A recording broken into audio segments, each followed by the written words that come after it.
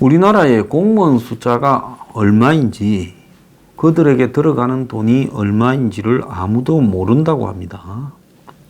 민주주의 국가에서 이런 것들이 공개되지 않고 추산이라는 이름으로 나온다는 것도 매우 잘못됐다고 보는데요.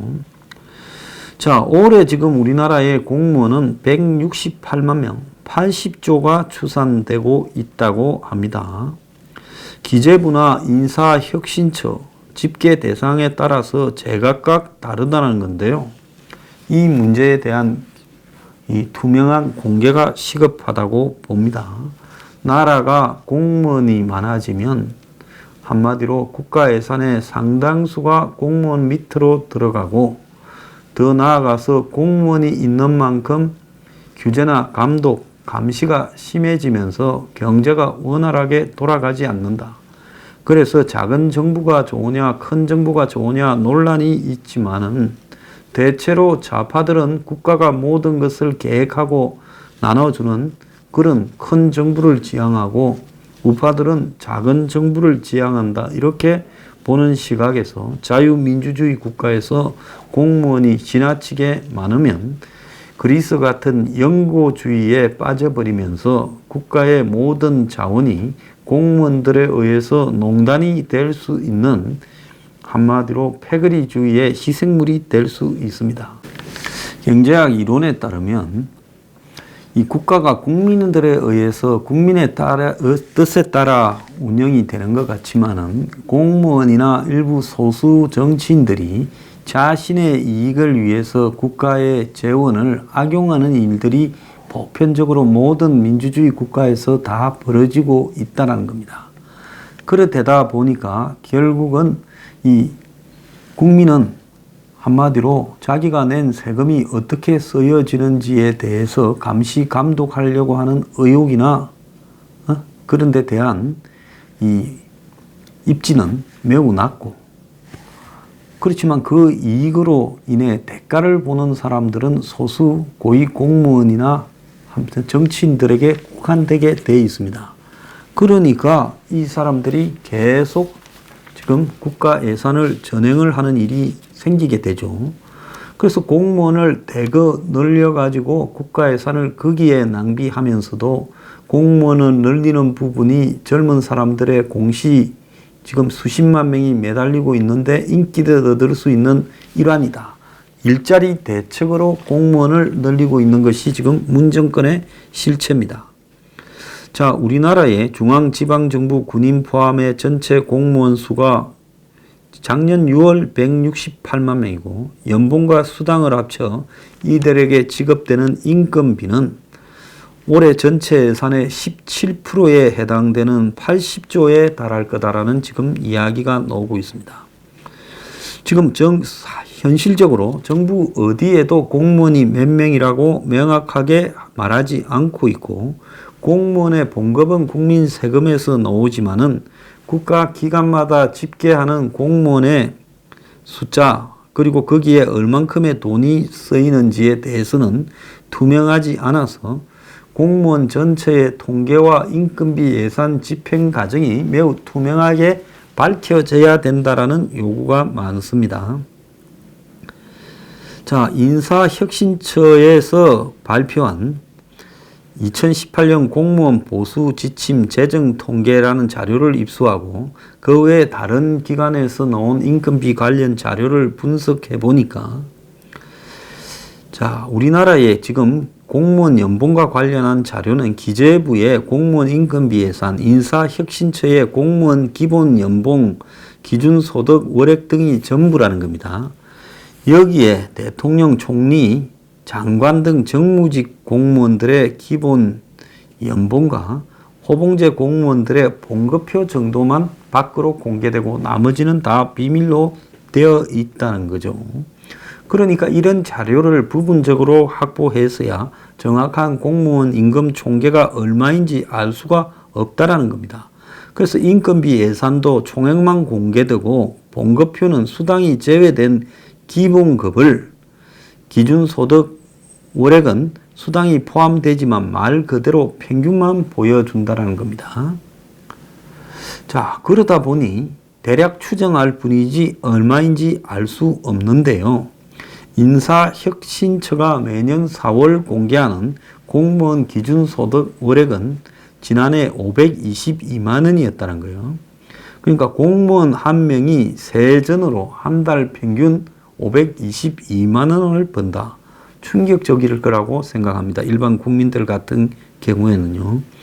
이는 전년도 1월 달부터 12월 달까지 계속 근무한 공무원의 봉급과 성과상여금, 연과 보상비, 모든 수당을 더한 지난해 총보수의 지난해 처우 개선율, 즉 공무원 인상률을 적용한 수치라고 합니다.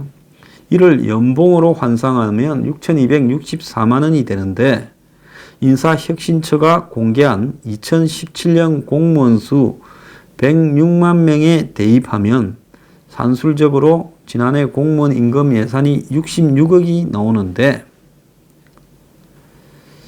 자, 그런데 기재부는 또 이 나라 지표를 통해, 이런 사이트를 통해 공무원 인건비 예산을 공개를 하는데, 올해는 지난해 35조 7천억에서 3.8%는 37조 1천억이라고 합니다. 이는 올해 중앙정부 예산 470조 정도의 7.9%라고 하는 거예요.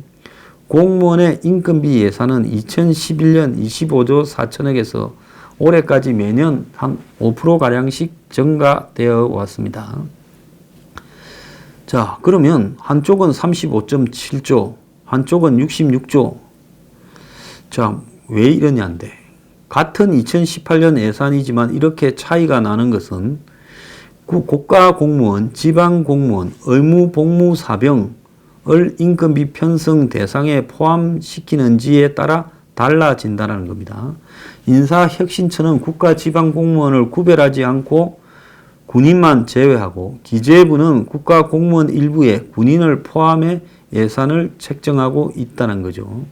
그런데 한국일보가 입수한 공무원 보수 지침에 따르면 지난해 6월 말 기준 공무원 총액은 168만 3,557명이라고 합니다. 국가공무원 129만 9,355명, 지방공무원 38만 4,202명을 합친 수치인데요.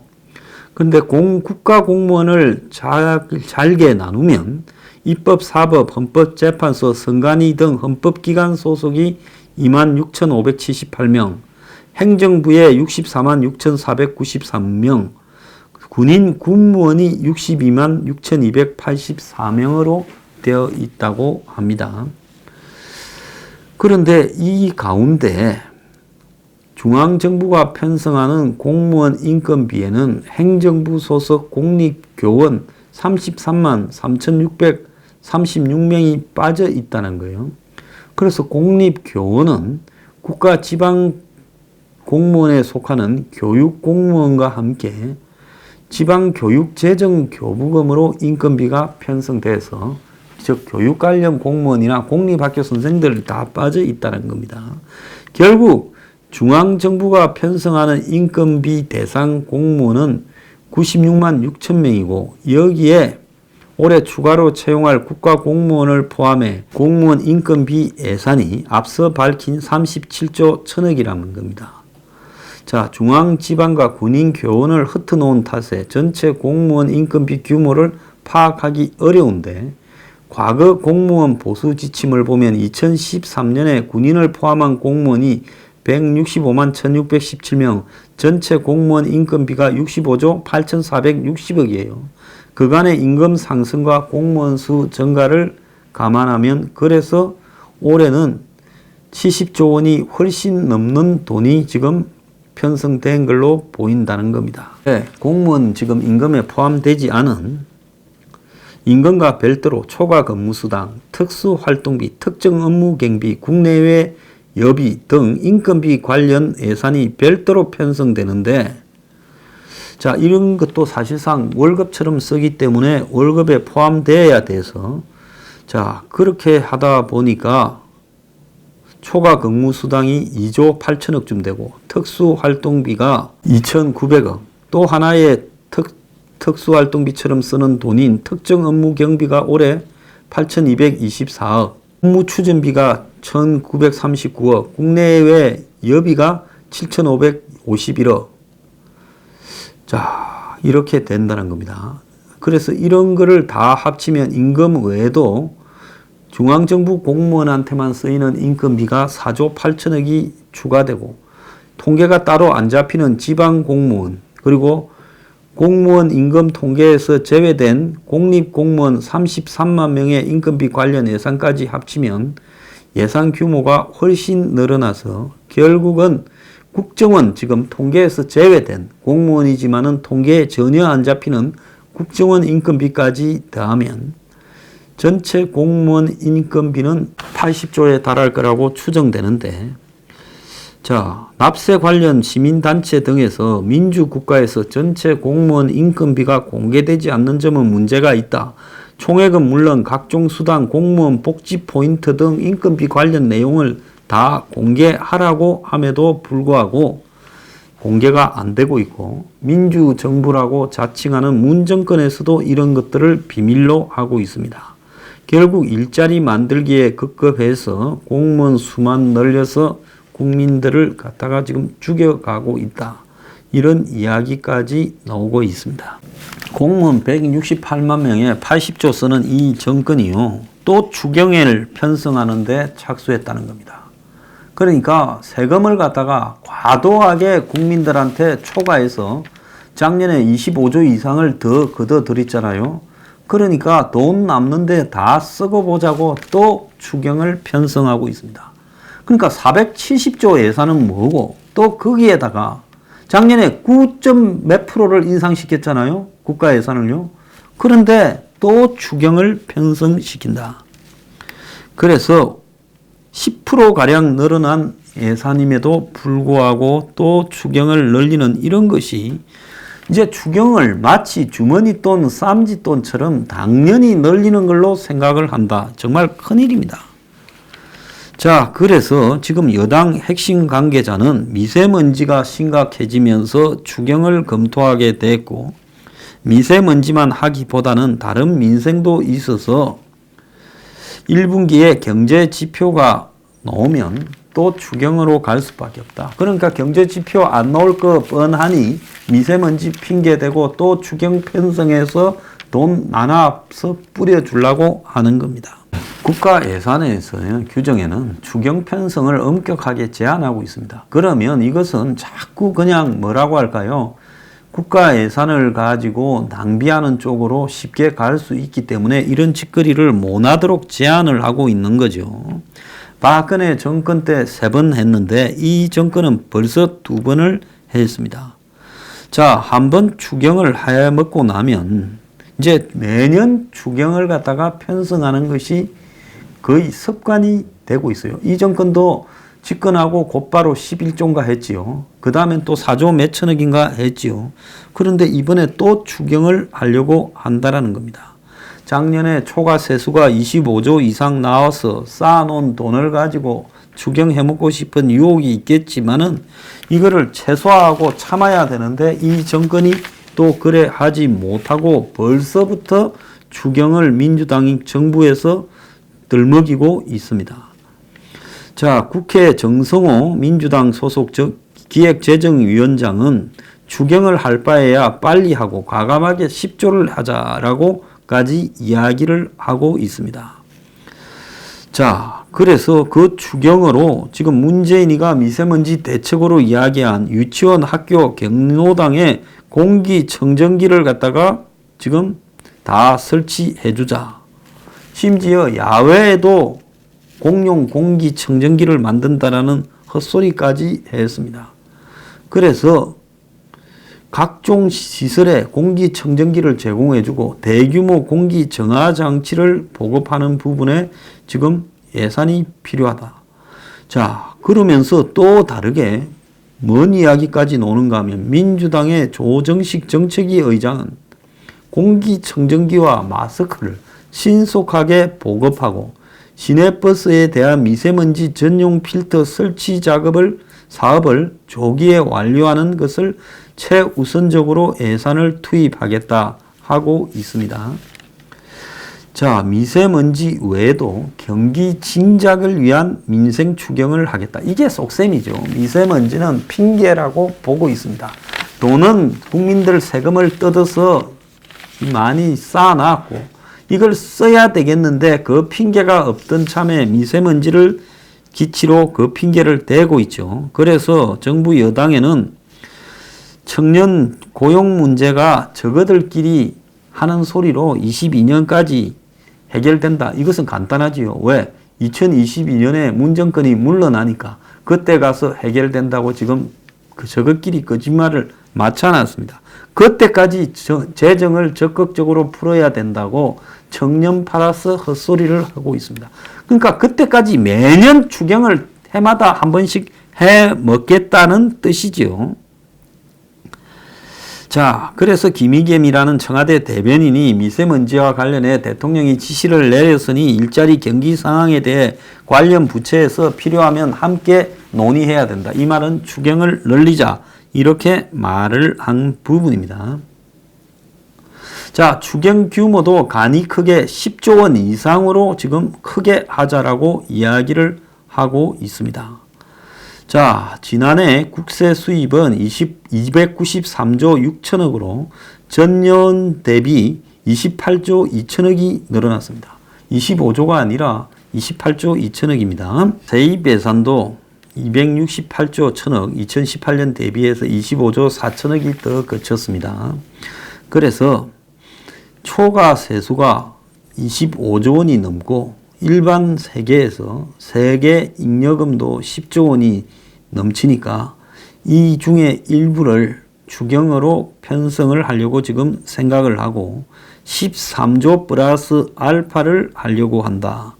지금 그렇게 지금 이야기를 하고 있습니다. 그러니까 지금 무슨 이야기가 나오는가 하면요. 달콤한 저주 초과 세수라고 하면서 문 정권이 2년간 초과 세수 지금 호사를 누리고 있다. 전 정부가 세수 기반을 확대한 효과에 지금 덕을 보고 있다. 그렇죠. 박근혜 정부에서 욕을 먹고 담배세까지 포함해서 여러 가지 지금 세금 부분을 늘렸지요. 자, 국가가 지금 국민들이 부동산 수출 침체로 세수가 주는데 이걸 포퓰리즘적인 지출을 해서 재미를 보겠다. 정말 웃기는 이야기입니다. 문 정권은 아무것도 안 하고 돈 세금 받아내는 데만 집중한 결과 2017년에는 23조 1천억 그리고 작년에는 25조 4천억을 더 걷어왔습니다. 자, 그런데 2013년만 해도 14조 5천억이 덜 거쳤고 2012년부터 내리 4년간 세수가 계획보다 적었는데 마이너스였는데요. 자, 세금을 갖다가 이렇게 이제 걷어 들이면서 한마디로 그 돈을 펑펑 막 쓰겠다고 합니다. 그런데 지금 일반 국민은요. 불법 사금융 빚 독촉에 시달리는 사람이 52만 명이라고 합니다. 연 3,000% 금리에 안 갚으면 엄마까지 협박을 한대요. 젊은 애들이 빌려간 돈을요. 자, 경기도 시흥공단에 일하는 김모 씨는 전화벨 소리만 나도 겁이 난다. 20만 원 선 이자를 떼고 30만 원을 빌려주는 5030 사채. 고작 30만 원을 빌린 게 지금 화근이 되어서 어머니 병원비가 급해서 인터넷 검색을 통해 신용 등급 상관없이 즉시 대출 과정 이 광고를 보고 업체에 연락을 했고 회사 근처에서 만난 사채업자는 일주일 뒤 50만 원을 갚는 조건으로 30만 원을 빌렸는데 처음 몇 번은 이렇게 돈을 억지로 갚았다는 거예요. 그런데 사채업자가 대출금을 조금씩 올려줘서 연체가 발생하자 10분 단위로 전화와 문자를 하고 협박 발언을 하고 그러면서 엄마와 친구들한테도 전화로 욕을 퍼붓고 그래서 갚아야 될 돈이 원금 이자 합쳐서 520만 원으로 불러놨는데 실제로 빌린 원금은 300만 원도 안 됐다는 겁니다. 그래서 연간으로 환산한 대출 금리가 3,000%가 넘는다는 거예요. 자, 24%만 넘어도 이 대출이 불법인데 이게 법정 최고 금리죠. 시간이 갈수록 이자는 쌓여가는데 방법이 없다고 지금 한숨을 쉬고 있다는 겁니다. 불법 업자에게 돈을 빌렸다가 지금 고통받는 사람이 51만 9천 명이라는 겁니다. 2010년, 17년에 전체 국민 100명 중에 한 명이 그렇고 지금은 훨씬 더 많아졌을 거라고 하고 있습니다. 불법 사금융 업체에 지금 대한민국의 불법 사채가 6조 8천억, 51만 9천 명. 등록 대부 업체에 지금 빌려준 대출 잔액이 16조 7천억에 77만 9천 명.